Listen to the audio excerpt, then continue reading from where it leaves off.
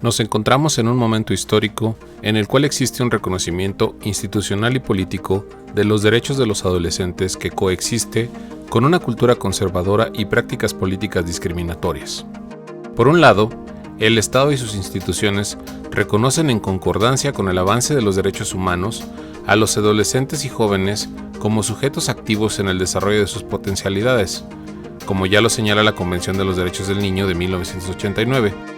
la cual hace referencia a los derechos de todos los menores de edad y forma parte del sistema de convenciones que dictan la política internacional en materia de derechos humanos. Esta establece como su avance fundamental el cambio en la consideración de los menores de edad de sujetos de protección a sujetos de derechos. Aludiendo a esta realidad, dicho instrumento jurídico establece el concepto de capacidades evolutivas como la capacidad que tienen los menores de 18 años para tomar decisiones fundamentales con respecto a su mismo ser. La Convención reconoce que las y los adolescentes tienen derechos y capacidad para ejercerlos de acuerdo con su particular desarrollo. Es labor de una sociedad responsable impulsar el desarrollo de dichas habilidades y, por el contrario, no obstruir el crecimiento vital de las y los menores en este periodo, atribuyéndoles incapacidad o inmadurez, incluyendo el derecho que tienen a acceder a la información, los servicios de salud sexual y reproductiva o métodos anticonceptivos como lo hacen los adultos.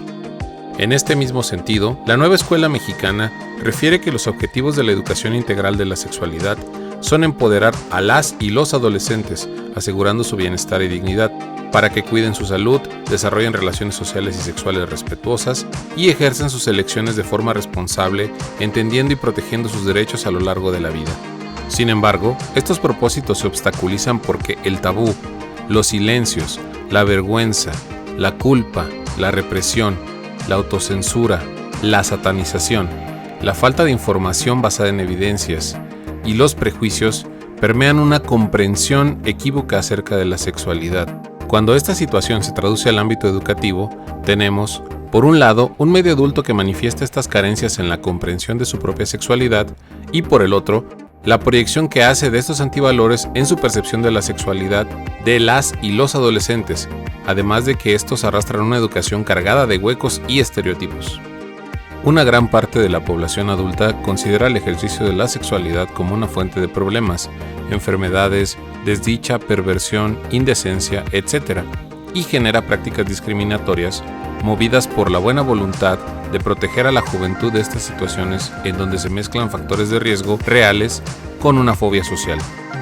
Para ejemplificar esta situación, sirve revisar algunas de las situaciones relacionadas a la educación sexual en México, que se producen en buena parte de las interacciones entre los adultos y los adolescentes, para darse cuenta cómo estos, incluyendo a los docentes, no están contando con los elementos necesarios para funcionar como un factor de protección, sino que lo hacen como un factor de riesgo. México ocupa el primer lugar en prevalencia de embarazo en adolescentes entre los países de la Organización para la Cooperación y el Desarrollo Económico, OCDE. La Estrategia Nacional para la Prevención del Embarazo en Adolescentes, NAPA del 2015, identifica como el principal factor de riesgo acerca de esta problemática a los valores conservadores del medio adulto y específicamente a la idea de que las y los adolescentes no tienen o no deberían tener o ejercer su sexualidad.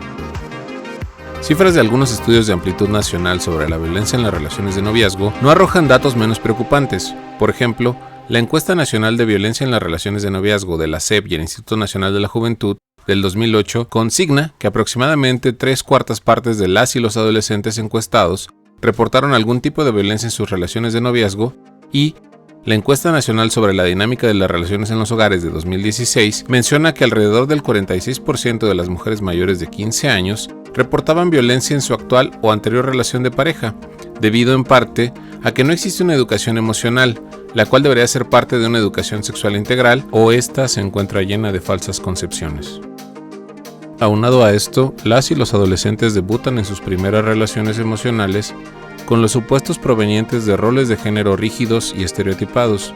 los cuales se convertirán en fuentes de desigualdad y conflicto. Finalmente, en muchos artículos se han analizado en los últimos tiempos las resistencias del mundo adulto para aceptar y respetar los derechos sexuales y reproductivos de las y los jóvenes, y asumirlos plenamente como sujetos de derechos en los ámbitos de la sexualidad y el género. Así pues,